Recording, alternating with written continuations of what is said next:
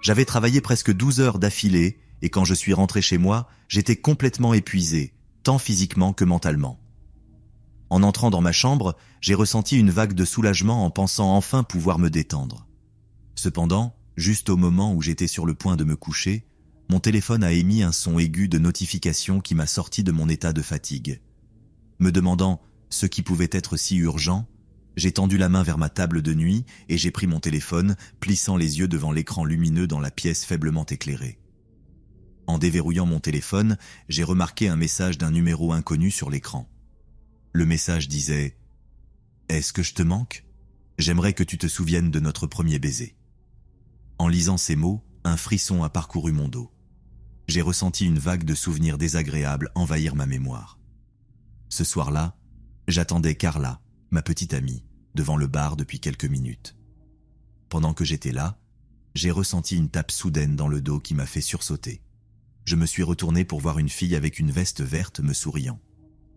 Elle était assez belle, avec de longs cheveux châtains et des yeux marrons brillants. Cependant, quelque chose en elle me mettait mal à l'aise et me faisait peur. Peut-être était-ce la façon dont elle me regardait avec une touche d'intensité. Son sourire semblait un peu étrange, et on aurait dit qu'elle faisait des efforts excessifs pour faire bonne impression. Elle m'a demandé si je voulais l'accompagner dans le bar, mais j'ai poliment refusé en lui disant que j'attendais ma petite amie. Son sourire a disparu et son visage s'est contorsionné en une expression désagréable avant qu'elle n'entre dans le bar. Quelques minutes plus tard, Carla est arrivée et nous nous sommes dirigés vers le bar. Nous nous amusions, profitant de la compagnie l'un de l'autre, quand j'ai ressenti un regard perçant sur nous. Carla l'a également remarqué et a commencé à regarder autour d'elle, mal à l'aise. J'ai regardé dans la direction du regard et j'ai remarqué la même fille assise au bar nous observant. Lorsqu'elle a vu que nous l'avions remarqué, elle a rapidement détourné le regard. Au fur et à mesure que la soirée avançait, je n'ai pas pu me débarrasser de la sensation qu'elle nous observait toujours. Finalement, j'ai demandé à Carla si elle voulait venir chez moi et elle a accepté. En conduisant, je n'arrêtais pas de regarder dans le rétroviseur, ayant l'impression que quelqu'un nous suivait, mais à chaque fois que je regardais, il n'y avait personne. Dès que nous sommes arrivés à mon appartement, j'ai ressenti une sensation d'inquiétude. J'ai scruté les environs à la recherche de tout signe de danger. Bien que je n'ai vu personne de suspect, j'avais toujours cette sensation persistante que quelqu'un nous observait. Ne voulant pas prendre de risques, j'ai demandé à Carla de rester près de moi en entrant. Après avoir verrouillé la porte, nous nous sommes dirigés vers le salon, où nous nous sommes installés sur le canapé. Nous avons passé un moment à parcourir les options de films jusqu'à ce que nous nous décidions finalement pour un film romantique. Au fur et à mesure que le film avançait, nous nous sentions de plus en plus à l'aise l'un avec l'autre et la pièce s'est remplie de rires et de commentaires chuchotés. Finalement, nous nous sommes retrouvés dans les bras l'un de l'autre, nos lèvres se rencontrant dans un baiser passionné. Nous avons fait l'amour pendant ce qui a semblé des heures, nos corps entrelacés dans un frénésie de désir. Finalement, épuisés mais heureux, nous nous sommes endormis dans les bras l'un de l'autre, la chaleur de notre amour encore présente dans nos corps. Je me suis réveillé au milieu de la nuit en sentant une légère caresse dans mes cheveux. Ma première pensée fut que cela devait être Carla, ma petite amie, essayant de me réveiller. Sans ouvrir les yeux, j'ai tendu la main et attrapé la main, mais quand j'ai finalement ouvert les yeux, j'ai été surpris de voir la fille qui se tenait devant le bar cette nuit-là debout au bord de mon lit. Mon cœur a commencé à battre rapidement tandis que j'essayais de comprendre ce qui se passait. Comment était-elle entrée dans mon appartement ? Pourquoi touchait-elle mes cheveux ? Un frisson a parcouru mon dos en me rendant compte que nous n'étions pas seuls dans la pièce. J'ai envisagé de me lever et de confronter l'intruse, mais mon corps était paralysé par le choc et la peur. Soudain, elle s'est penchée et m'a embrassé, et j'étais trop stupéfait pour réagir. Ce n'est que lorsque j'ai repris mes esprits que je l'ai repoussée. Le tumulte a réveillé Carla. Elle a été surprise de voir une étrangère chez elle et a exigé de savoir qui elle était. Pendant que je lui disais que je ne la connaissais pas, la fille a attrapé la lampe de la table et s'est jetée sur Carla, mais avant qu'elle ne puisse faire quoi que ce soit, je l'ai attrapée. Pendant que je la maintenais, j'ai demandé à Carla d'appeler le 911. Carla a frénétiquement composé le 911, ses doigts tremblants de peur. Elle a raconté les événements des dernières minutes à l'opérateur. Après ce qui a semblé être une éternité, le son des sirènes a brisé le silence de l'appartement. La police est arrivée, leur présence nous a apporté un sentiment de soulagement et de sécurité. Alors que les agents escortaient l'étrange et effrayante fille dehors, ses yeux se sont fixés dans les miens avec une intensité perçante qui m'a laissé mal à l'aise. Bien qu'il l'emmenait, son regard semblait me transpercer, envoyant des frissons dans mon dos et me laissant avec une sensation d'inquiétude. Je suis soulagé de dire que je n'ai jamais revu cette fille après cette terrible expérience. Elle m'a laissé une sensation si inconfortable qui est restée avec moi pendant un certain temps. Je me souviens d'espérer ne jamais avoir à la croiser à nouveau. L'idée de la rencontrer une fois de plus me rendait anxieux et nerveux. Cependant, avec le temps, je l'ai progressivement oubliée et j'ai surmonté l'expérience jusqu'à aujourd'hui quand j'ai reçu ce message.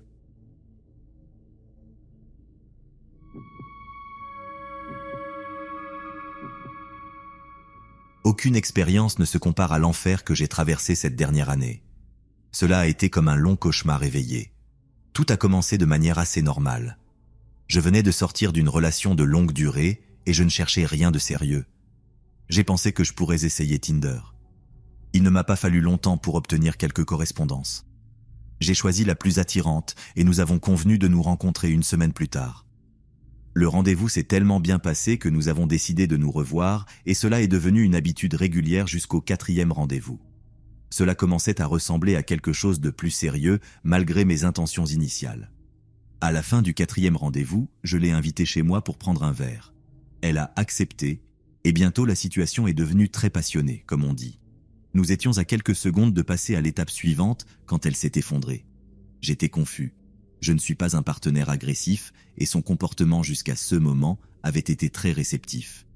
Je lui ai demandé ce qui n'allait pas et elle m'a dit qu'elle avait été agressée par un ex-petit ami. Cela faisait plusieurs années et elle pensait l'avoir surmonté. Je me sentais mal pour elle, mais j'étais quand même un peu frustré et elle s'est rapidement rhabillée. Je l'avoue, comme je l'ai dit, c'était frustrant, mais il n'y avait pas grand-chose que je puisse faire et j'ai compris sa situation. J'ai appelé un Uber pour elle et elle est partie, me laissant avec une décision difficile à prendre. Après une longue nuit sans sommeil, j'ai décidé de mettre fin à la relation. Certains d'entre vous peuvent me traiter de cruel, mais je ne voyais vraiment pas d'autre option. Les choses semblèrent bloquées et je n'allais pas attendre qu'elle détermine qu'elle était prête, encore moins la presser de faire quelque chose. Évidemment, je me suis dit que c'était le mieux. Je n'ai jamais voulu me lancer directement dans une autre relation si rapidement, cela n'aurait profité à aucun de nous deux, alors j'ai mis fin à la relation aussi gentiment que possible. Cette nuit-là n'a jamais été mentionnée. J'ai insisté sur le fait que je sentais que j'avais précipité les choses trop rapidement et, naturellement, elle était un peu contrariée mais ne montrait aucun signe de colère réelle. Je lui ai souhaité un avenir heureux et nous nous sommes dit au revoir. Normalement, cela aurait été la fin de l'histoire. J'ai pris un mois de pause dans les rencontres et Tinder et tout ça. Quand je suis revenu, j'ai fait correspondance avec une belle étudiante en master qui ne cherchait qu'à s'amuser. C'était plus CE que je recherchais. Nous nous sommes rencontrés pour prendre un verre et nous nous sommes bien entendus. Je suis rentré chez moi heureux, avec un pas léger et une étincelle dans les yeux, comme on dit. Peut-être 2 jours après, j'ai reçu un appel d'un voisin. Il m'a informé que des affiches avaient été collées partout dans notre quartier, me qualifiant de prédateur potentiel. J'ai pensé que c'était sa façon de faire une blague de mauvais goût et définitivement pas une bonne. J'ai ri, mais il m'a assuré que ce n'était pas une affaire à prendre à la légère. J'ai exigé des preuves et quelques minutes plus tard, il est arrivé à ma porte avec un papier jaune vif qui disait « La nuit du vendredi 19 novembre 2021, j'ai été invité à un dîner par Monsieur Camilo. Après avoir été enivré de nombreuses coupes de vin, j'ai été pressé d'accompagner chez lui.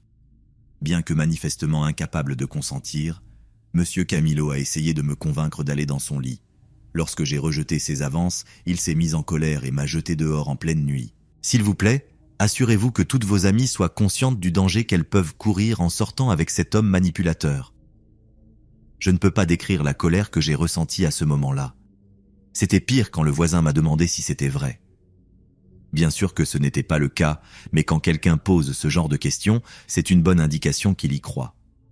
Au lieu de l'étrangler, j'ai fait de mon mieux pour lui assurer que ce n'était pas vrai, et sa réaction était moins que convaincante, mais j'avais des problèmes plus urgents à ce moment-là. Je devais enlever toutes ces affiches, ou ce qu'elles étaient, avant que d'autres idiots impressionnables ne les voient. J'ai passé la majeure partie de la journée à les arracher des poteaux électriques et des panneaux d'affichage à travers toute la ville.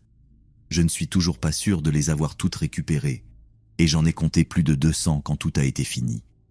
Ensuite, de nulle part, j'ai découvert que mon accès à Tinder avait été bloqué après qu'une plainte ait été déposée contre moi. Je sentais que ma vie était hors de contrôle et je voulais désespérément l'arrêter d'une manière ou d'une autre. Ce qui est arrivé ensuite a probablement été la plus grosse erreur que j'ai commise pendant toute cette expérience. J'étais tellement en colère que j'ai fait la seule chose que je ne devais pas faire. Je l'ai contactée par texto pour la confronter. Elle a promis de retirer ses affirmations si j'acceptais de la rencontrer face à face, et je suis tombé dans le piège comme un idiot et j'ai conduit jusqu'à chez elle. Nous nous sommes assis à la table de sa cuisine, où elle a expliqué à quel point elle se sentait blessée. Je n'avais aucun intérêt à écouter tout cela, mais j'étais prêt à le supporter pour sauver ma réputation. Pendant ce temps, elle gardait un verre de vin à proximité. Clairement, elle avait bu même avant mon arrivée. Après 1 heure, il semblait que tout était résolu. Quand je me préparais à partir, elle a commencé à faire des avances de manière très évidente et j'ai failli céder, mais je me suis rappelé notre problème précédent et je l'ai repoussé. Cela ne lui a pas plu. Elle a soufflé de colère et s'est dirigée vers la cuisine. Je pensais qu'elle allait chercher plus de vin et cela m'a semblé être un bon moment pour m'esquiver. Je mettais ma veste quand un fracas est venu de la cuisine. J'ai couru pour voir ce qui se passait et j'ai été accueilli par un cri perçant. Elle a couru vers moi avec le pied d'un verre à vin cassé et m'a poignardé avec. Elle a retiré le pied de la plaie et a grogné comme un animal. J'étais en état de choc et je suis resté figé pendant un moment, ne sachant pas comment réagir. Puis elle s'est jetée sur moi à nouveau, presque en me ratant, et je suis sorti en courant. Elle m'a poursuivi jusqu'à ma voiture et l'a frappée pendant que je m'éloignais à toute vitesse. J'ai conduit directement à l'hôpital en appelant le 911 pendant que je conduisais. J'ai informé l'opérateur de l'hôpital où je me rendais si la police devait me parler, et en effet, un officier est arrivé pendant qu'on traitait ma blessure. Heureusement pour moi, elle n'avait touché aucune artère ni organe important, et le policier m'a informé que mon agresseur avait été arrêté. Mais ce qui est venu ensuite a été une surprise totale. J'ai été surpris d'apprendre qu'elle avait une condamnation précédente pour harcèlement et agression, et j'ai supposé que c'était une situation similaire. Le lundi est arrivé et, malgré ce que j'espérais, mon agresseur a obtenu une caution. Elle l'a payée et est sortie à temps pour le dîner. J'étais furieux et j'ai passé un bon savon à l'assistant du procureur. Pendant que j'attendais la date du procès, j'ai vécu dans un état constant de peur. Je jurerais l'avoir vue 1 ou 2 fois pendant cette période, mais j'étais dans un état si fragile que c'était peut-être mon imagination. Elle est devenue tout ce à quoi je pensais. Mon travail en a souffert et même dans mes rêves, elle était la protagoniste. Elle a rejeté plusieurs accords de plaidoyer et a insisté sur le fait que le jury l'absoudrait. Je sais que tout cela était une tactique de temporisation et qu'elle rassemblait tous les éléments dont elle avait besoin pour, selon moi, disparaître. Les premières rumeurs ont commencé pendant la sélection du jury. Elle n'était pas présente pour la procédure, bien que cela ne soit pas obligatoire, cela ne présageait rien de bon. Ensuite, lorsque le procès a vraiment commencé, son avocat a finalement été contraint d'admettre qu'il avait perdu le contact avec sa cliente plusieurs semaines auparavant. Aujourd'hui, nous sommes le 28 octobre alors que j'écris ceci et elle est disparue depuis presque 2 mois. Je me demande ce que l'avenir me réserve. J'espère qu'elle a fait ce qu'il fallait et qu'elle se cache quelque part dans le monde actuellement.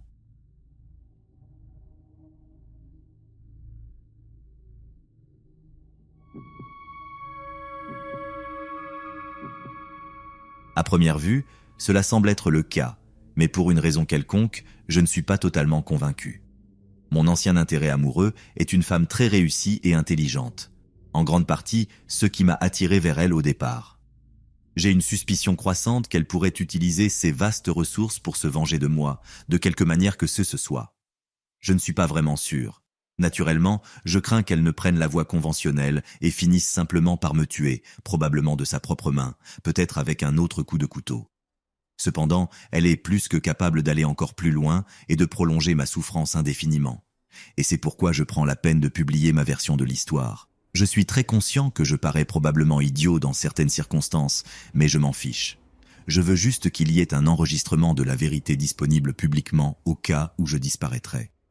Mon avocat a également une copie au cas où je ne serai plus là pour témoigner en ma propre défense.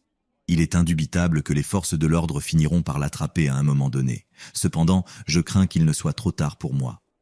Donc, si vous entendez parler de la mort ou de la disparition d'un avocat inconnu de l'État de New York dans les médias, veuillez vous souvenir de ce que vous avez lu ici. Je vis ici en Nouvelle-Zélande et à la fin de 2018, je me sentais un peu seul. Alors j'ai décidé de télécharger l'application de rencontre Tinder pour essayer de trouver un bon gars avec qui sortir pour quelques rendez-vous, peut-être même trouver un petit ami à long terme. J'ai fini par faire correspondance avec un type qui venait d'Australie et nous avons discuté pendant 2 semaines avant de finalement nous rencontrer. La conversation était assez légère, rien de trop lourd et c'était amusant. Comme je l'ai dit, il venait d'Australie, donc nous avons parlé de choses australiennes et je lui ai dit combien je voulais visiter Melbourne.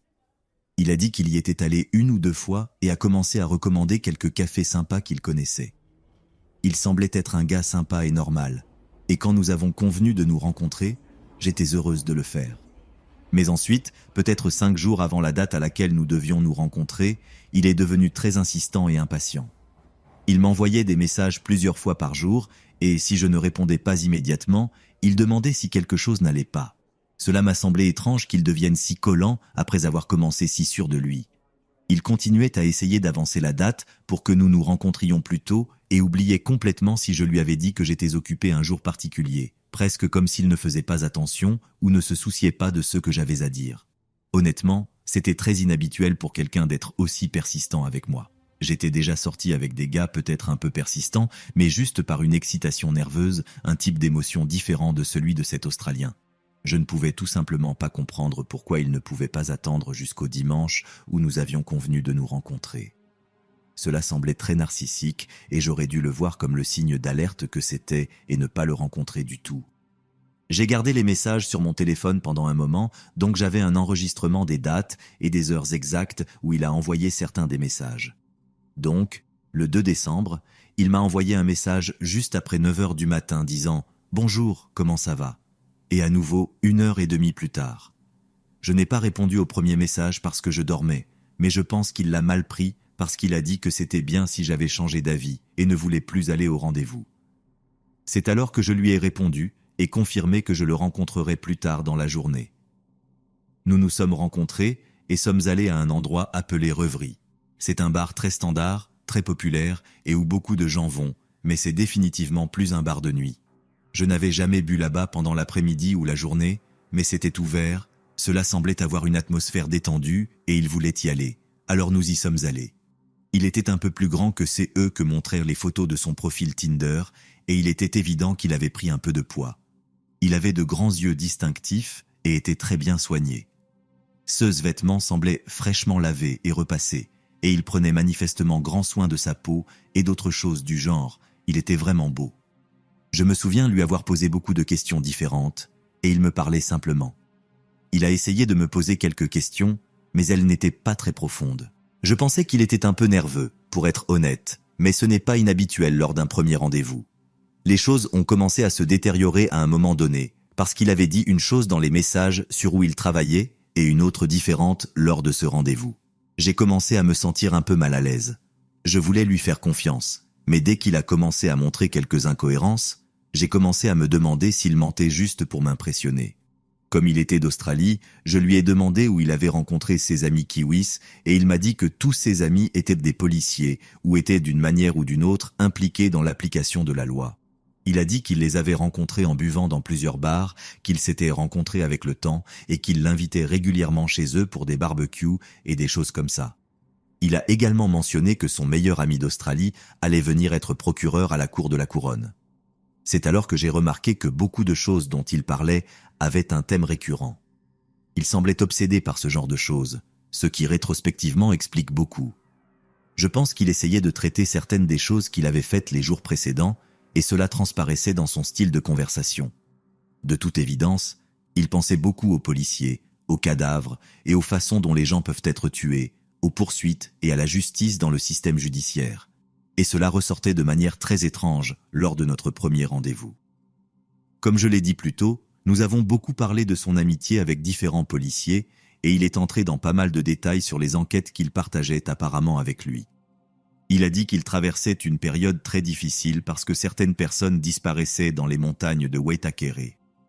Il m'a dit que les chiens pisteurs de la police ne peuvent détecter la viande en décomposition qu'à environ 4 mètres sous terre, donc si les corps sont enterrés plus profondément que cela, la police ne pourra pas les trouver. Je pensais que c'était un peu morbide pour un premier rendez-vous, mais c'était un fait intéressant. Il a également parlé de tous les différents types de serpents venimeux en Australie et est devenu assez animé à ce sujet. De toute évidence, il avait une passion pour le monde naturel. Il était un peu excentrique, mais je pensais que c'était mignon. J'adore aussi les animaux, alors j'étais contente que nous ayons quelque chose en commun et cela m'a fait me sentir un peu plus détendue à nouveau. Mais ensuite, juste au moment où je commençais à me sentir à l'aise avec lui à nouveau, il a commencé à me raconter une histoire vraiment étrange et effrayante. Il m'a dit combien il est fou qu'un gars puisse commettre une petite erreur et ensuite aller en prison pour le reste de sa vie pour cela. Il m'a parlé d'un type qu'il connaissait en Australie, qui avait eu des relations intimes consensuelles impliquant l'asphyxie avec sa petite amie et a fini par la tuer accidentellement dans le processus. Il m'a assuré que tout cela était un horrible et tragique accident, comment les choses ont simplement mal tourné soudainement, et comment le gars était vraiment bouleversé parce qu'il l'aimait et ne lui aurait jamais fait de mal intentionnellement, mais malgré cela, le gars a été accusé d'homicide involontaire et envoyé en prison pour très, très longtemps. Ce que je sais maintenant, c'est que cela aurait pu être lui testant son histoire avec moi. Quand il a vu que je me sentais un peu mal à l'aise avec ce qu'il disait, il a essayé de changer de sujet pour parler de choses plus banales. Je n'ai pas essayé de m'enfuir, ni rien. Je suis assez habitué à traiter avec toutes sortes de personnes et je ne dis pas que les gens qui parlent de choses sombres lors du premier rendez-vous sont des mauvaises personnes, ni quoi que ce soit, mais c'était définitivement étrange. Nous avons passé un moment ensemble, mais après environ 3 heures, j'ai trouvé quelques excuses sur pourquoi je devais partir et nous nous sommes dit au revoir. Quand nous nous sommes dit au revoir, il a dit « Ma voiture est par là » et a pointé une rue en particulier. Ma voiture était dans la même rue, mais à ce moment-là, je me sentais mal à l'aise et mes instincts me disaient de marcher dans une autre direction. Il était également beaucoup plus grand que moi, donc si quelque chose tournait mal, je savais que je ne pourrais pas me défendre. Rétrospectivement, c'était une bonne décision. C'était mon intuition, mon cerveau disant « cela est étrange, et maintenant, en y repensant, c'est vraiment étrange de penser à qui il était vraiment. Je ne pense pas que cela soit dans le domaine de CE que le cerveau humain normal peut comprendre, mais juste la veille de notre rencontre, le gars avec qui je suis sorti lors de ce premier rendez-vous avait assassiné une fille dans sa chambre d'hôtel, une fille britannique appelée Grace Millane. La raison pour laquelle il a mentionné que son ami avait accidentellement étranglé sa petite amie, c'est parce que c'est exactement comme cela qu'il l'a tuée, bien que ce soit intentionnel ou non, c'est une autre question complètement. De plus, la raison pour laquelle il a mentionné tout ce qui concerne les montagnes de Waitakere, c'est parce que c'est là qu'il a fini par se débarrasser de son corps. Et tout cet autre sujet sur les chiens pisteurs était une recherche qu'il avait faite la veille, qui occupait encore son esprit. C'est difficile de regarder en arrière et de penser que cela venait de lui arriver. D'après ce que je comprends, pendant que nous étions à notre rendez-vous, son corps était toujours dans sa chambre d'hôtel, caché sous le lit ou enveloppé dans une couverture. Il n'y avait rien que j'aurais pu faire, et maintenant je le sais, mais c'est encore très difficile à accepter. Je pense que si cela avait été un rendez-vous le soir, j'aurais potentiellement pu être une victime. Cela me réconforte beaucoup de savoir que j'ai mes instincts aiguisés et que je prends très au sérieux la sécurité lors des rencontres en ligne. Je n'ai rien contre les femmes qui sont prêtes à rentrer chez elles avec quelqu'un lors du premier rendez-vous, mais je veux dire aux jeunes femmes de faire un pas de plus dans leurs réflexions lorsqu'elles sont à un rendez-vous pour voir à quel point elles connaissent vraiment cette personne. Depuis lors, je suis sorti avec des hommes charmants et de confiance, mais je pense toujours à quel point les connais-je vraiment. Cela m'a fait aller un peu plus lentement et divulguer un peu moins d'informations personnelles. Je sais que lors des rencontres modernes, il est assez courant de donner aux gens votre compte Instagram, mais vous leur donnez accès à beaucoup d'informations personnelles. C'est vraiment dangereux et je veux juste encourager les gens à prendre du recul et à réfléchir avant de faire cela. Il n'y a rien de mal à prendre du recul, à aller lentement et à faire les choses calmement. L'alcool a un grand effet. C'est une partie intégrante de la vie sociale des rencontres et fait partie de la vie de nos jours, mais cela comporte toujours un grand risque. Les femmes doivent être très conscientes de la quantité qu'elles boivent lors des rendez-vous et, malheureusement, parfois les boissons sont trafiquées. Nous vivons dans ce monde où les gens sont encore idéalistes sur la façon dont les choses devraient être lors des rencontres, mais des incidents comme ceux-ci repoussent les choses de 10 ou 20 ans, où les femmes doivent encore tenir leurs clés entre leurs doigts ou ne peuvent pas laisser un verre sur la table. Nous ne sommes pas aussi développés que nous le pensons dans des domaines comme les rencontres. La technologie nous a devancés. Je pense que les gens sont comme ils l'ont toujours été. Avec l'avancée de la technologie, nous pensions que nous deviendrions plus raffinés, mais nous sommes les mêmes, seulement avec une nouvelle technologie. Je pense que l'invention des applications de rencontres est quelque chose de merveilleux, et je ne voudrais pas vivre dans un monde sans elles, mais je souhaiterais simplement un monde où les femmes n'auraient pas à penser à leur sécurité tout le temps.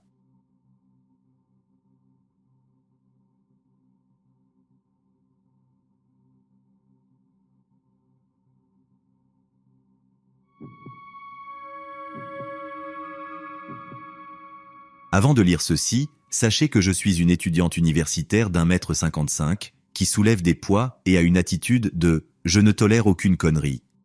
Je ne suis pas une petite fille et je ne me considère certainement pas comme physiquement faible, mais cette expérience m'a tout de même secoué jusqu'aux os. C'est long, mais assez inquiétant. Mon bon ami, que nous appellerons Jack, m'a dit qu'il avait rencontré un garçon avec qui il pensait que je m'entendrais très bien. Jack a dit qu'il connaissait ce type assez bien grâce à ses compétitions de musculation, mais qu'Alex semblait être un bon gars et très gentil. Jack est un bon ami à moi, et j'ai toujours eu confiance en son jugement. Jack a dit qu'il avait rencontré Alex plusieurs fois, et qu'Alex avait toujours été très gentil et semblait vraiment être un bon gars, alors Jack nous a présenté. Sachez qu'Alex est un haltérophile d'1,93 m qui pèse 136,5 kg. Alex et moi avons commencé à parler des choses simples au début, mais c'était très facile avec lui. La plupart du temps, c'est lui qui m'envoyait des messages en premier et il tenait de bonnes conversations. C'était un gars attirant avec des intérêts similaires aux miens et il semblait que nous nous entendions bien. Il m'a donné quelques surnoms affectueux comme Babe ou Baby environ 1 semaine et demie après, mais cela ne m'a pas dérangé ni fait réfléchir, car les gars ont tendance à faire ce genre de choses et lui et moi avions beaucoup flirté. Il était très gentil et poli avec moi au téléphone. Nous nous sentions très à l'aise l'un avec l'autre et nous nous racontions des choses très profondes et personnelles. Nous parlions au téléphone pendant plusieurs heures chaque nuit et les choses semblaient bien se passer. Après presque 3 semaines de messages, de Snapchat et d'appels téléphoniques, Alex et moi avons décidé que nous devrions nous rencontrer. Alex est à un peu plus de 2 heures de route, mais j'ai accepté de conduire pour le voir s'il payait l'essence parce que c'était très loin et il semblait que nous nous entendions très bien. J'ai accepté de passer le samedi et le dimanche avec lui, en passant la nuit chez lui parce que je suis une femme adulte et je pensais que passer la nuit ne serait pas un problème. Le samedi est arrivé et j'ai fait le voyage pour le rencontrer. J'ai apprécié le voyage simplement parce que j'adore conduire et écouter de la musique. La campagne était magnifique. Je suis arrivé dans sa ville, j'ai trouvé son appartement et je me suis garé derrière sa voiture. Je suis monté et j'ai frappé à sa porte et il l'a ouverte et m'a serré dans une accolade d'ours si forte que mon dos a craqué. Cela m'a semblé étrange, mais je n'y ai pas trop pensé jusqu'à plus tard. Nous nous sommes assis sur son canapé et avons commencé à discuter un peu, mais dans les 5 premières minutes de ma présence, sa langue était dans ma gorge. Nous avions beaucoup flirté par message, donc je n'y ai pas trop pensé. Il a essayé de me déshabiller, mais j'ai repoussé sa main et je lui ai dit que ce n'était pas encore le moment. Je voulais le connaître un peu plus avant cela, mais il a insisté pendant une 20aine de minutes et j'ai cédé bien que je ne me sentisse pas totalement à l'aise avec cela. Nous avons joué un peu. Ce n'était pas agréable parce que je me sentais mal à l'aise tout le temps. Il me donnait des vibrations vraiment étranges et plus j'y pensais, plus j'avais mal au ventre. Nous avons terminé et il m'a tenu pendant que nous regardions quelque chose sur Netflix. Il continuait à embrasser mon front, là où se trouvait ma ligne de cheveux, et j'ai réalisé qu'il goûtait ma sueur. Cela a fait tourner mon estomac et je me suis tourné pour lui tourner le dos afin qu'il ne puisse plus le faire. Il s'est bientôt endormi et a commencé à ronfler. J'ai essayé de me calmer et j'ai dormi un peu pour ne pas y penser, en espérant que quand je me réveillerais, je me sentirais mieux. Je veux dire, lui et moi, nous entendions si bien au téléphone, n'est-ce pas ? J'étais sûr que je faisais juste des histoires pour rien. Cependant, quand je me suis réveillé, je me sentais pire. Mon estomac me faisait mal et ma peau se hérissait et je savais simplement que quelque chose n'allait pas. Je me suis glissé hors du lit et je suis allé dans le salon chercher mon téléphone et mes vêtements. Je me suis habillé Je me suis assise sur le canapé et j'ai envoyé un message à un groupe de chats avec 2 de mes très bons amis. Nous nous disons presque tout quand il s'agit de gars et ils savaient tous les 2 que j'allais le rencontrer ce week-end. Je leur ai envoyé un message à 6h46, leur disant qu'ils dormaient et que j'étais totalement mal à l'aise. Je leur ai dit que je ne voulais vraiment pas l'énerver, que je ne lui faisais pas confiance, qu'il me faisait un peu peur et que je resterais là cette nuit, mais que je ne resterais pas le lendemain et que je rentrerais chez moi le matin. Ils m'ont dit de partir maintenant pendant qu'ils dormaient encore, mais ils étaient aussi d'accord pour dire que je réagissais peut-être de manière excessive. Je leur ai dit en plaisantant que je ne partirais pas tant qu'ils ne m'auraient pas payé l'essence. Ils étaient d'accord, plaisantant avec moi. Ils ont parlé avec moi un moment pendant qu'ils dormaient, reconnaissant mes inquiétudes et me disant de les tenir informés, mais plaisantant aussi et me remontant un peu le moral. J'ai commencé à sentir que je m'inquiétais peut-être pour rien. À 7h49, je leur ai envoyé un message disant qu'ils s'étaient réveillés parce que je pouvais l'entendre s'habiller dans l'autre pièce. J'ai mis mon téléphone en vibration pour qu'ils ne deviennent pas curieux de savoir avec qui j'avais parlé. Il est entré et m'a embrassé sur le front et s'est assis sur le canapé à côté de moi. Nous avons parlé normalement un peu avant qu'il ne fasse un commentaire vraiment désagréable sur combien il détestait les policiers et comment il tirerait probablement sur l'un d'eux s'il en avait l'occasion. J'ai penché la tête en l'écoutant et j'ai froncé les sourcils en demandant « Tu sais que mon père est policier, n'est-ce pas ?» Il m'a regardé droit dans les yeux et a dit « Oui, je me souviens que tu me l'as dit. » Mais il a laissé échapper un petit rire et a continué avec « Mais bien sûr, pas lui. » Mon estomac s'est de nouveau retourné et ses yeux ont soutenu les miens trop longtemps. Je n'ai pas répondu et je n'ai rien dit. Je n'allais pas reculer non plus et il a vite détourné le regard. Peu après, il m'a demandé si j'avais faim. J'ai dit oui et il a appelé pour commander une pizza à emporter car nous avions prévu une soirée pizza et film. Il continuait à m'appeler bébé, mais il évitait à peine le contact visuel avec moi, sauf pendant ce moment inconfortable après avoir mentionné mon père. J'ai rapidement envoyé un message au groupe de chats pendant qu'ils mettaient ses chaussures et autres, leur faisant savoir que je me sentais toujours très mal à l'aise et mentionnant qu'ils refusaient de me regarder dans les yeux, sauf par de longs et inconfortables éclairs. J'ai plaisanté avec eux que je resterais pour la pizza, car je suis une fille gourmande. Pendant que nous attendions que la pizza soit prête, nous nous sommes allongés sur le canapé avec lui, assis entre mes jambes et mon dos appuyé contre la coudoir. Il jouait avec mes pieds, étirant mes orteils jusqu'à ce que cela fasse mal et plantant également ses ongles dans le dessous de mes orteils. Je frissonnais, mais il semblait aimer que je me retire, alors j'ai fini par serrer les dents et le laisser faire. Il m'a demandé quelle taille de chaussures je portais et je le lui ai dit, et il semblait satisfait de ma réponse. Je suis une grande fille, donc j'ai de grands pieds, mais il a aussi fait un commentaire sur la façon dont il voulait les garder tous pour lui, ce qui a fait hérisser ma peau. Je suis une fille très décidée et généralement assez sarcastique, mais je n'aime pas la confrontation et cet homme me faisait peur. Alors je me suis senti paralysé. J'ai envoyé un message à mes amis en disant qu'ils jouaient avec mes pieds et en plaisantant, je leur ai demandé si la pizza en valait la peine. Mes amis ont un bon sens de l'humour et une des filles a répondu « Si ce n'est pas Pizza Hut, ça ne vaut pas le coup ». Leur parler m'a donné un peu de sécurité et de soulagement et j'ai continué à me dire que j'exagérais probablement certaines choses. Mon ami du groupe de chats s'inquiétait pour moi et me disait de sortir de là. Je voulais le faire, mais à ce moment-là, je sentais que j'étais trop impliqué et j'avais peur qu'il me fasse du mal ou essaie de m'arrêter si je tentais de partir. J'ai décidé que je mangerais la pizza avec lui et que je verrais si les choses s'amélioraient.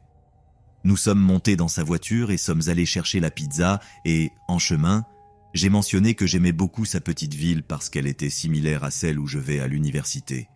En passant devant un bâtiment, il a mentionné qu'il avait l'habitude d'être animateur là-bas. C'était la première introduction normale à une conversation que j'avais eue toute la soirée, alors je lui ai demandé comment il aimait faire cela. Sa réponse a été « J'aimais les gars, mais je détestais les filles. Ce stupide fille ne savait rien. Une fois, j'ai menacé une des filles de lui faire une cravate colombienne et mon entraîneur m'a dit que je pouvais le faire. Étant une idiote et quelque peu naïve, je lui ai demandé ce qu'était une cravate colombienne et mon estomac s'est retourné quand il me l'a expliqué. « Je doute beaucoup que ton entraîneur t'ait dit que tu pouvais le faire », ai-je dit d'un ton sec, remettant en question son histoire. Il m'a simplement dit « peu importe » et a continué à conduire. Il a ensuite procédé à planter son pouce dans ma jambe. J'ai écarté sa main et je lui ai dit que cela me faisait mal. Et il m'a simplement regardé et m'a souri largement en disant qu'il me testait. Heureusement, nous sommes arrivés rapidement à la pizzeria et il est sorti chercher la pizza. J'ai dit que je resterais dans la voiture, mais en réalité, c'était pour pouvoir envoyer des messages à mes amis. Je leur ai raconté ce qui s'était passé et j'ai envisagé de sortir en courant de la voiture à ce moment-là, mais quand l'idée m'a traversé l'esprit, il revenait déjà avec la pizza et montait dans la voiture. J'ai mis mon téléphone sous ma cuisse droite et j'ai regardé droit devant moi en nous éloignant de la pizzeria, regrettant instantanément de ne pas être sorti de la voiture pendant qu'il était absent. Pendant que nous conduisions, il m'a posé des questions sur mes parents, une question relativement normale, ou c'est ce que je pensais. Je lui ai dit que j'étais très proche de ma mère, mais que j'avais été plus proche de mon père quand j'étais plus jeune. J'ai mentionné que j'avais parlé à mon père au téléphone pendant le trajet. Il a attrapé ma jambe de nouveau et a demandé avec une intonation déchirante dans sa voix « Oui, je parie que tu es une fille à papa, n'est-ce pas? Bien sûr que tu l'es. Tu aimes ton père, n'est-ce pas ?» Et bien que je voulais crier, je me suis tourné vers lui, je l'ai regardé directement dans les yeux avec une expression insipide sur mon visage et j'ai dit « Oui ». Apparemment, ce n'était pas la réaction qu'il attendait car après cela, il s'est tu et n'a rien dit jusqu'à ce que nous arrivions à la maison. Je me suis dirigé vers sa porte en portant la pizza, mais j'avais l'impression d'être dans un rêve. Mes jambes marchaient en avant, mais je leur criais de courir dans l'autre direction. Cependant, je ne pouvais pas parce que je savais que mes clés étaient toujours dans l'accoudoir du canapé. J'ai décidé de jouer le jeu et de sortir quand je pourrais. Nous avons mangé de la pizza, je l'ai regardé mettre ma pizza dans mon assiette, vraiment inquiète qu'il ne me drogue. J'ai mangé lentement, essayant de prolonger le temps que je pouvais passer hors de ses bras, parce que toute la nuit, sauf quand il dormait, il m'avait touché d'une manière ou d'une autre. Je m'étais déjà excusé une fois pour aller aux toilettes, et je savais que je ne pouvais pas le faire à nouveau sans éveiller des soupçons, alors j'avais un visage impassible, essayant de contenir ma panique. Il a allumé un film pendant que nous mangions, et cela m'a en fait un peu intéressé. Ce n'était certainement pas quelque chose que je regarderais normalement, mais je pense que j'avais juste besoin d'une distraction. Pendant le film, une fille a commencé à pleurer et à hyperventiler parce qu'elle avait vu quelqu'un se faire tirer dessus. Il a ri et a hoché la tête. Je l'ai regardé un peu, mais je n'ai rien dit. Je suis sorti avec une fille qui avait des crises de panique, a-t-il dit, disant crise de panique, avec le ton le plus moqueur que j'ai jamais entendu. Elle les avait la nuit, et je savais qu'elle faisait semblant, alors je lui mettais un oreiller sur le visage et je me couchais dessus jusqu'à ce qu'elle se taise. Elle luttait un moment, mais après un certain temps, elle s'arrêtait, a-t-il dit avec tant de naturel, et mon cœur s'est brisé pour cette fille. C'est de la merde, lui ai-je dit froidement. Pourquoi? A-t-il demandé. Pourquoi lui faire ça? Ai-je demandé, évidemment un peu énervé. Il a ri, évidemment en train de prendre plaisir à combien je devenais énervé. Parce que je ne pouvais pas dormir. Alors va dormir sur le canapé, ai-je dit d'un ton plat et évidemment fatigué de ses conneries. Il m'a lancé un regard meurtrier et a dit « Je ne dors pas sur le canapé ». J'ai haussé les épaules et j'ai ri moqueusement de sa routine de macho, essayant de paraître indifférente bien que j'étais terrifié, et j'ai dit « Peu importe ». J'ai de nouveau regardé la télévision, mais je pouvais sentir ses yeux sur moi, me regardant avec intensité. Je n'ai pas vacillé et je me suis concentré sur ce que disaient les acteurs. Je l'ai bientôt senti se déplacer jusqu'à presque se coucher de nouveau sur moi. Nous avons regardé encore quelques minutes et mon esprit s'accélérait. Je suis une personne qui pense trop, alors les pensées de c'est eux qu'ils pourraient me faire si je restais là passèrent par mon esprit. Puis je me suis rendu compte que je ne savais pas où était mon téléphone. J'ai regardé autour de moi du mieux que je pouvais et je l'ai vu par terre. Je me suis penché et je l'ai rapproché de moi avant qu'il ne prenne ma main et commence à sucer mes doigts. Mes doigts se sont contractés de dégoût et je voulais vomir en pensant au fait qu'il avait réellement touché ma chair nue auparavant. J'ai attrapé mon téléphone avec ma main libre pendant qu'il était distrait et je l'ai mis sur ma poitrine. J'ai retiré ma main de lui et il l'a relâchée. Après quelques minutes, il a de nouveau attrapé ma main et je l'ai retirée avant qu'il ne puisse l'embrasser de nouveau. « Qu'est-ce que c'est que ça, bébé ?» a-t-il demandé. Je voulais crier que je n'étais pas son bébé, mais j'ai dit « Je ne suis pas d'humeur et je veux regarder le film ». Il a marmonné quelque chose de façon à peine audible pour que je l'entende par-dessus la télévision. « Putain, tais-toi ». Mon estomac s'est noué à ces mots et ma peau brûlait. La sensation de colère et de peur me rendait malade. « Pardon ?» ai-je demandé. Il m'a regardé surpris que je l'ai entendu, et nous avons soutenu le contact visuel pendant trop longtemps. Ses yeux étaient inébranlables et mortels, et j'attendais une réaction. J'ai décidé de ne pas lui en donner une. Alors j'ai de nouveau regardé la télévision, mais ma peau se hérissait tellement que cela faisait mal. Une fois qu'il a détourné le regard, j'ai envoyé un message au groupe de chats. J'ai dirigé mon message vers la fille. J'ai besoin que tu m'appelles en pleurant, en disant que ta mère est à l'hôpital. Fais-le crédible, il est juste à côté de moi et j'ai besoin de sortir d'ici, s'il te plaît. Elle a accepté et quelques minutes plus tard, elle m'a appelé. J'ai répondu et elle a fait tout un spectacle en disant que sa mère n'allait pas bien et qu'elle avait besoin que je sois là. J'ai accepté. En gardant le téléphone à mon oreille, je me suis levé rapidement. J'ai mis mes chaussures et j'ai pris ma veste et mes clés. Il s'est levé aussi et il n'était évidemment pas content, me regardant pendant que j'essayais de rassembler mes affaires. J'ai raccroché après avoir donné une performance assez décente et je l'ai regardé. Je lui ai expliqué que je devais partir, mais que je lui enverrais un message. Je ne me rendis pas compte qu'il y avait 3 verrous qu'il avait fermés. Je les manipulais maladroitement, ma main tremblante. Il me regardait avec son regard mortel et me demanda « Tu reviendras demain matin, n'est-ce pas ?» Pour rendre cela crédible, je me retournai et l'embrassai. « Bien sûr, je dois juste m'occuper de ça, désolé, dis-je. » Il sembla se calmer à cette réponse et accepta, déverrouillant le 3e verrou pour moi. Je fermai la porte derrière moi et courus pratiquement jusqu'à ma voiture. Je démarrai rapidement et, en arrivant au feu quelques rues plus loin, je m'effondrai en sanglots. Une vague de soulagement m'envahit, tout comme la réalisation que j'avais fait confiance à cet homme qui était complètement différent de ce qu'il semblait être. Je me sentais tellement stupide. J'appelai mon amie, la fille, pour lui faire savoir que j'étais en sécurité et que je conduisais vers chez moi. À ce moment-là, il était déjà bien passé 10h30 du soir. J'envoyai un message au groupe de chats pour que mon ami soit également informé, et mon pied était lourd sur l'accélérateur pendant que je conduisais. Je vérifiais le rétroviseur plusieurs fois, espérant qu'il ne me suivait pas. Des larmes de soulagement et de regret coulèrent sur mon visage pendant presque la moitié du trajet de retour, mais elles s'arrêtèrent lorsque j'atteignis enfin l'autoroute. Je me sentis en sécurité et libéré de lui en prenant la rampe d'accès vers ma maison. Ma peau est restée hérissée depuis que je suis rentré et je n'ai pas pu sortir de ma tête les choses qu'il m'a dites. Je ne suis pas une personne religieuse, mais Alex, je prie pour que nous ne nous rencontrions plus jamais. La morale de l'histoire est de ne pas faire confiance aux personnes avec qui tu n'as parlé qu'au téléphone. Tout n'est pas toujours ce qu'il semble être.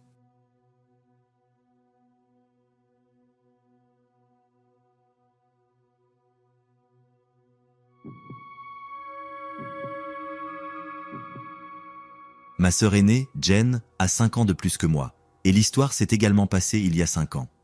Avant que Jen ne sorte avec son copain actuel, elle utilisait Tinder pour rencontrer des garçons. Je me souviens de cette nuit-là en particulier. Elle nous a dit, à notre autre sœur Maria et à moi, qu'elle allait rencontrer un garçon dans un bar à quelques pâtés de maison de chez nous. Lorsqu'elle est arrivée, elle s'est assise au bar et a envoyé un message au garçon pour lui dire où elle était assise. Moins d'1 minute plus tard, un homme s'est assis à côté d'elle en lui proposant de lui offrir un verre.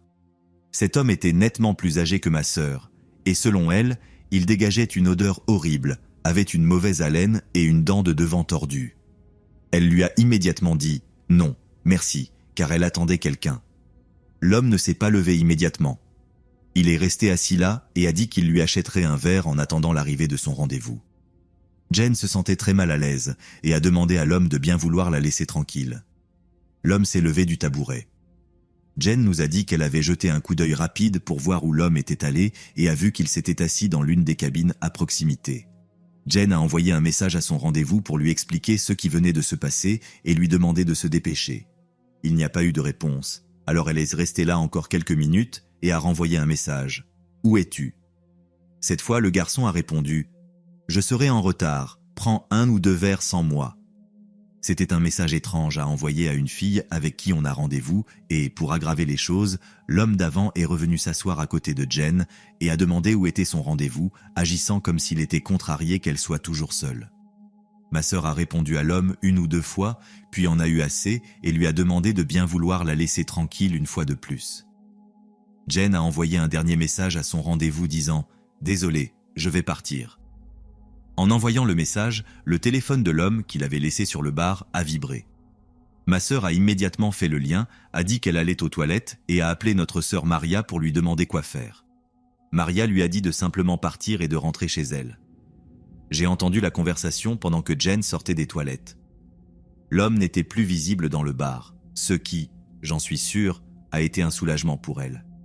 Elle est allée directement à sa voiture et a commencé à rentrer chez elle.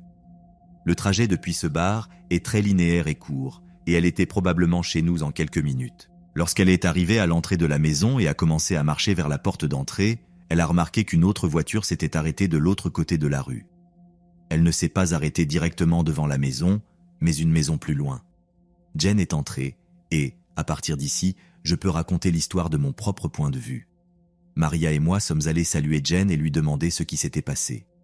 Elle est allée à la fenêtre et a tiré les stores pour regarder dehors. Elle nous a dit qu'il y avait une voiture avant et qu'elle était inquiète qu'on les suivît, mais quand nous avons toutes les trois regardé par les stores, nous n'avons vu aucune voiture. Ensuite, elle nous a raconté l'histoire inquiétante de ce qui s'était passé dans le bar. Maria a fait un meilleur travail que moi pour la réconforter. Une histoire de fille, je suppose. Je lui ai dit que si cet homme s'approchait à nouveau d'elle, je lui botterais le derrière. Plus tard, nous sommes toutes retournées dans nos chambres et avons vaqué à nos occupations. Je jouais à Far Cry 4 sur mon ordinateur quand j'ai entendu le son horrible de mes deux sœurs criant.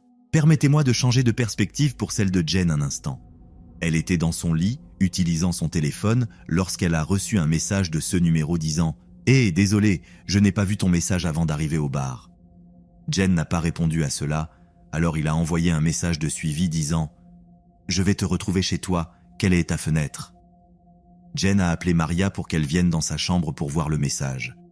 Alors qu'elle parlait un peu, essayant de comprendre quoi faire, la fenêtre de Jen s'est glissée et quelqu'un a essayé de pousser le store pour entrer. C'est alors que Maria et Jen ont crié, ce qui a fait courir vers la chambre non seulement moi, mais aussi nos parents qui étaient à l'étage. L'homme qui essayait d'entrer a abandonné avant même que nous n'arrivions dans la chambre. Notre père est sorti pour essayer de poursuivre l'homme, mais il était déjà parti dans sa voiture, probablement. Bien sûr, mon père a appelé la police pour déposer une plainte. Jen a donné le numéro de téléphone de l'homme à la police et ils ont enregistré la conversation des messages. Ils ont dit qu'ils feraient de leur mieux pour tracer le numéro, bien que cela puisse prendre quelques jours. Mon père a été contacté après le week-end par le commissariat local et on lui a demandé de se rendre à la station. Ils ont dit qu'ils avaient tracé le numéro et découvert que c'était un faux numéro via une application et qu'il n'y avait aucune garantie qu'il puisse remonter jusqu'à l'utilisateur spécifique du téléphone. Mon père leur a demandé de faire tout ce qu'ils pouvaient. Des semaines ont passé et nous n'avons jamais rien entendu de la police, mais nous avons tous commencé à oublier lentement. On ne peut jamais vraiment comprendre les motifs des gens et comment ils pensent qu'ils s'en sortiront dans certaines situations, comme grimper par la fenêtre d'une fille, par exemple.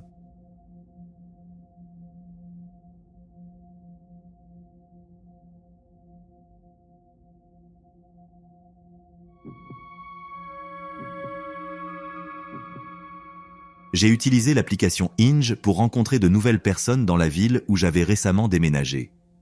J'ai fait match avec une fille appelée Catalina, qui avait environ 7 ans de plus que moi. Oui, je sais que c'est une différence considérable. Elle avait 30 ans et moi 23. C'était mon idée de nous retrouver dans un petit restaurant en ville. J'ai attendu dans ma voiture sur le parking qu'elle arrive. Pour une raison quelconque, elle avait du mal à trouver l'endroit et m'a demandé de partager ma position avec elle. Après l'avoir fait, elle est arrivée peu de temps après dans une vieille voiture délabrée, une vieille Honda. En fait, j'ai ressenti une sorte de déception en voyant que c'était elle qui sortait de cette voiture. Je suis sorti pour la saluer avec un câlin, mais elle a dit qu'elle n'aimait pas les câlins, alors j'ai baissé les bras, embarrassé. J'ai pensé que ça commençait mal. Quand nous nous sommes assis à une table à l'intérieur, j'ai pu voir qu'elle avait l'air différente de ses photos, pire. Elle ressemblait à la fille des photos, mais il semblait qu'elle avait édité ses photos pour paraître mieux. Elle semblait également plus âgée que 30 ans.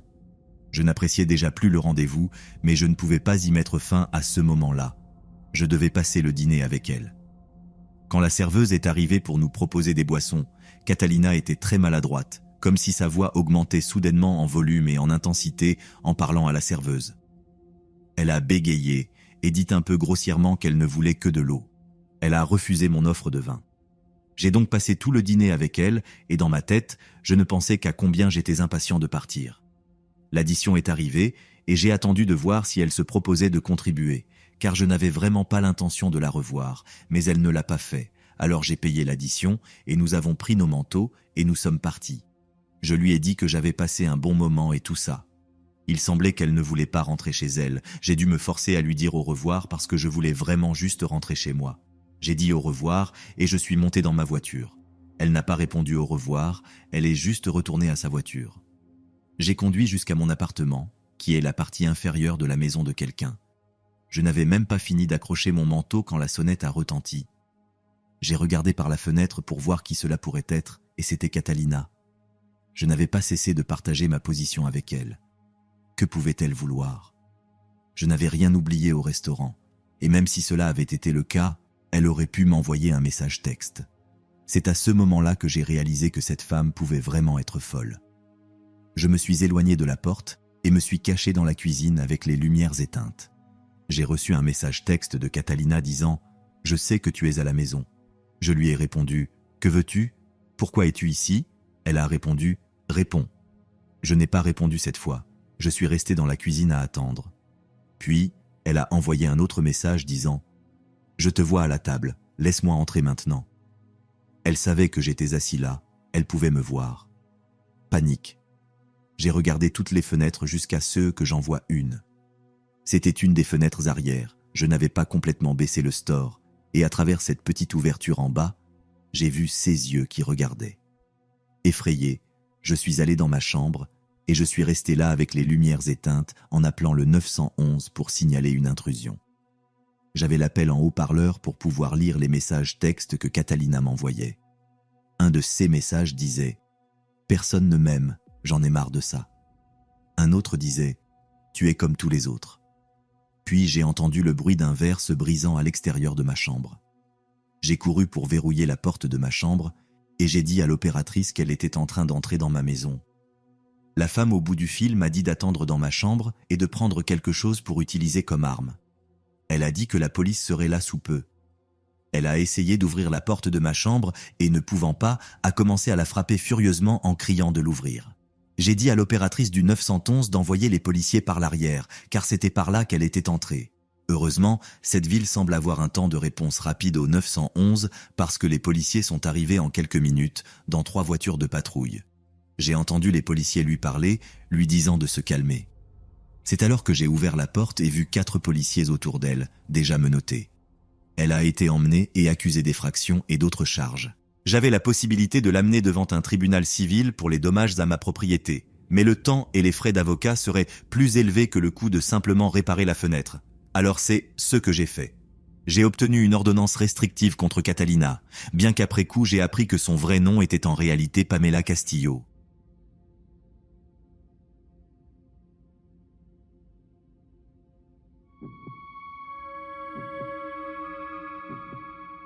C'était mon premier rendez-vous avec une fille rencontrée sur un site de rencontres en ligne.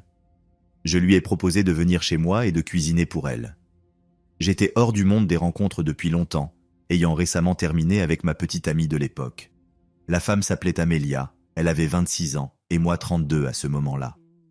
Je ne pensais pas que l'inviter à dîner avant de la connaître était étrange. Au contraire, cela serait plus détendu et confortable que de se rencontrer dans un bar ou un restaurant. Je préparais des pennes à la vodka avec du pain à l'ail et du vin, mon combo préféré. Amélia est arrivée vers 6h30. Je l'ai accueillie et lui ai demandé de s'asseoir à une extrémité de la table de la cuisine pendant que je terminais de préparer le repas et essayais de la connaître. Elle n'était pas aussi bavarde que je l'avais espéré en me basant sur son apparence. J'ai dû mener la majeure partie de la conversation. J'étais un peu nerveux, étant donné que c'était mon premier rendez-vous depuis des années. Et cela n'aidait pas qu'elle ne soit pas exactement la plus facile à parler. J'ai servi un plat de nourriture et un verre de vin, et alors elle a demandé quelque chose d'étrange. Elle voulait que j'apporte une bougie pour pouvoir trinquer correctement. Je n'avais pas d'autre choix que de jouer le jeu. Je suis sorti de la cuisine pour aller à l'armoire du couloir chercher une bougie et un briquet. Quand je suis revenu dans la cuisine, j'ai vu Amélia se rasseoir très rapidement. Cela semblait suspect. « Tout va bien ?» ai-je demandé. Ce à quoi elle a répondu qu'elle avait juste dû se rincer les mains. C'était étrange parce que je n'avais pas entendu le robinet, mais j'ai laissé passer et j'ai allumé la bougie.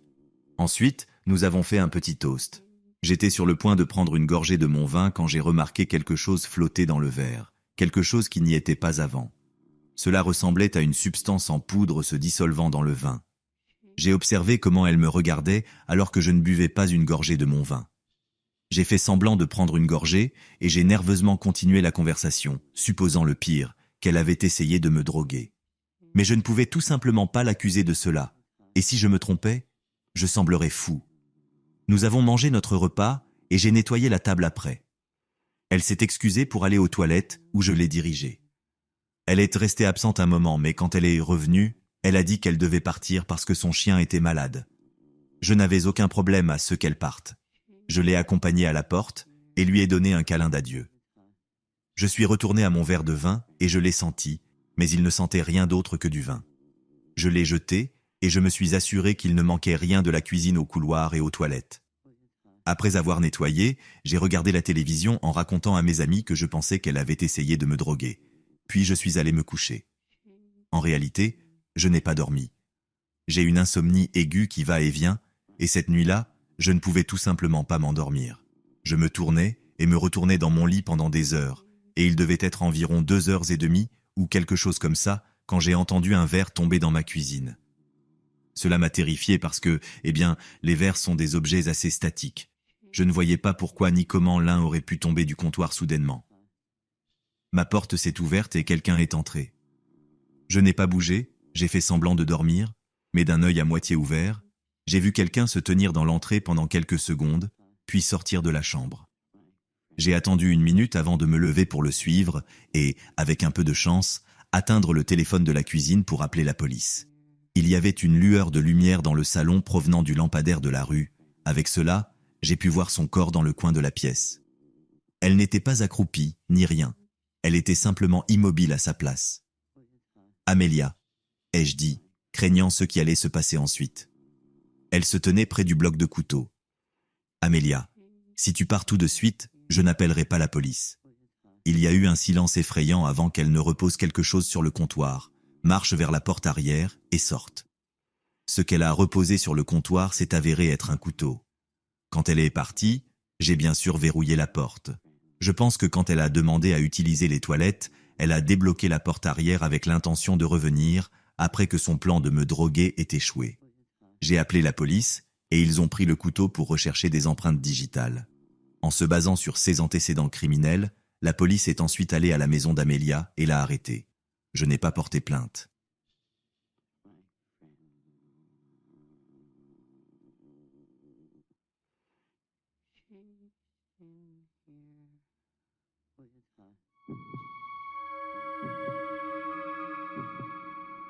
Je n'ai jamais été une personne solitaire, mais après avoir déménagé dans une nouvelle ville au Venezuela, j'ai commencé à ressentir le besoin de rencontrer de nouvelles personnes.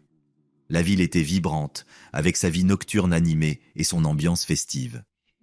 J'ai décidé de m'inscrire sur Tinder, espérant me faire quelques amis et, avec un peu de chance, trouver quelqu'un de spécial. Je ne savais pas que cette décision allait changer ma vie de manière inimaginable. C'était un vendredi soir quand j'ai rencontré cet homme dans un bar local. Son nom était Alejandro. Sur son profil Tinder, Alejandro se décrivait comme un homme d'affaires de 35 ans, amateur de sports et de cuisine gastronomique. Cette photo montrait un homme attirant et bien habillé, toujours avec un sourire amical. Quand nous nous sommes rencontrés en personne, il semblait être tout ce qu'il avait décrit et plus encore. Je suis arrivé au bar un peu nerveuse, mais quand je l'ai vu, je me suis immédiatement détendue. Il était grand, de corpulence athlétique, avec un sourire éclatant qui semblait illuminer la pièce. Nous nous sommes salués avec une accolade et nous nous sommes assis à une table près de la fenêtre. Dès le début, Alejandro s'est montré charmant et attentif. Il me posait des questions sur mon travail, mes loisirs et ma famille. Il semblait vraiment intéressé à me connaître. Nous avons passé des heures à parler, à rire et à partager des histoires. Il m'a parlé de sa carrière dans le monde des affaires, de ses voyages autour du monde et de sa passion pour la cuisine. Il m'a même promis qu'un jour, il me préparerait un dîner gastronomique. Au fur et à mesure que la soirée avançait, je me sentais de plus en plus à l'aise avec lui.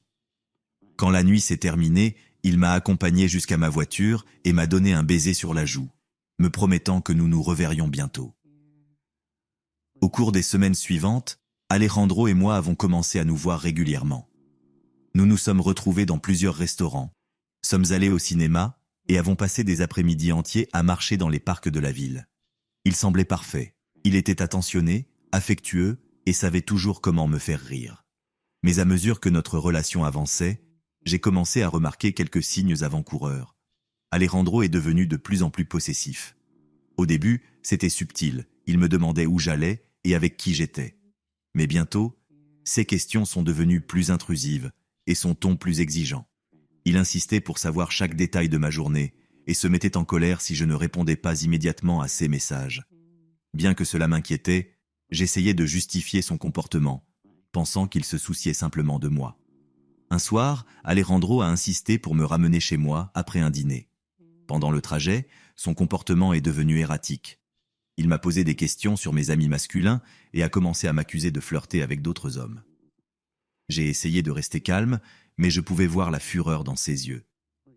Cette nuit-là, quand je suis enfin arrivé chez moi, je me suis sentie effrayée et confuse. Je ne comprenais pas comment quelqu'un qui semblait si parfait pouvait devenir si terrifiant. Le lendemain matin, j'ai reçu un message d'Alejandro s'excusant pour son comportement. Il a dit qu'il avait eu une mauvaise journée au travail et que son comportement n'était pas excusable. Bien que j'ai accepté ses excuses, je ne pouvais m'empêcher de ressentir une sensation de peur grandissante.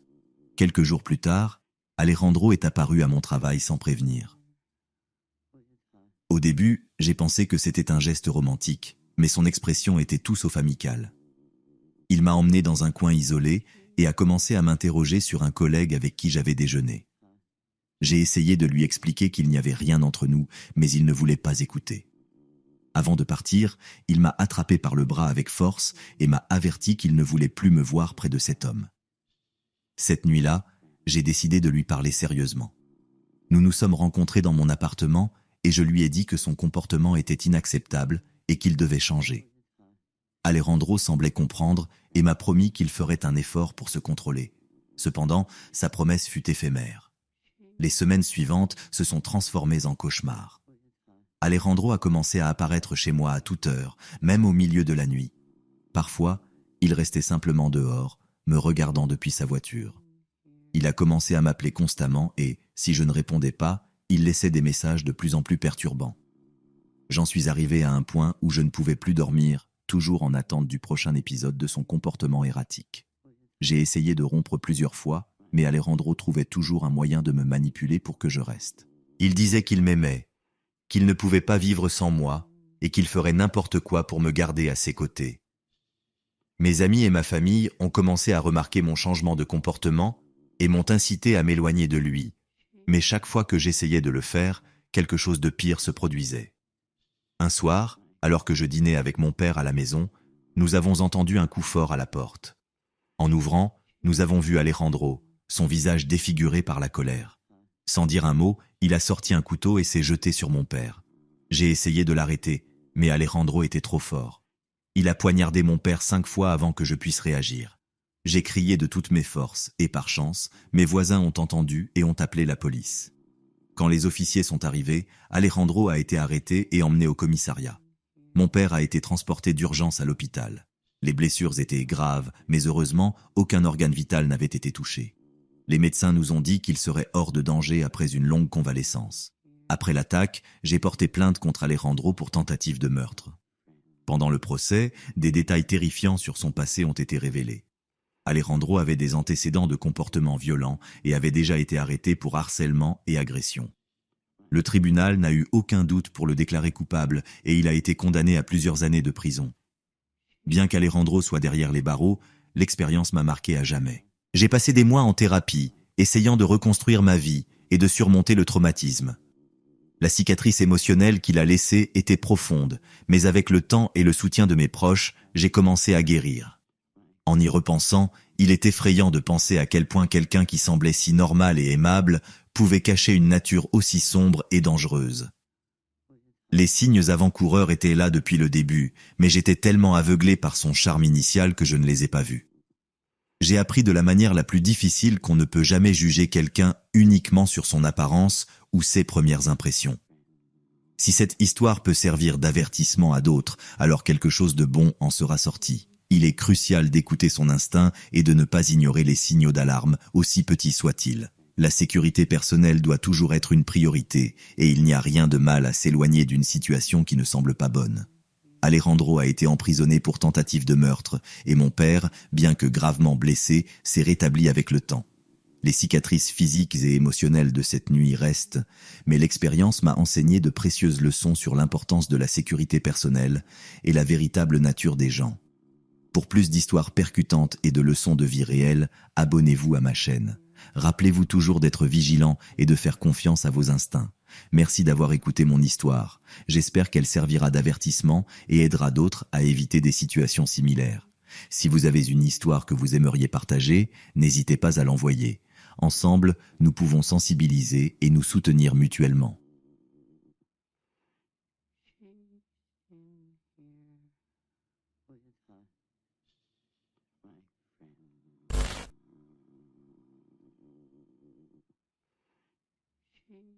Came in here with us, my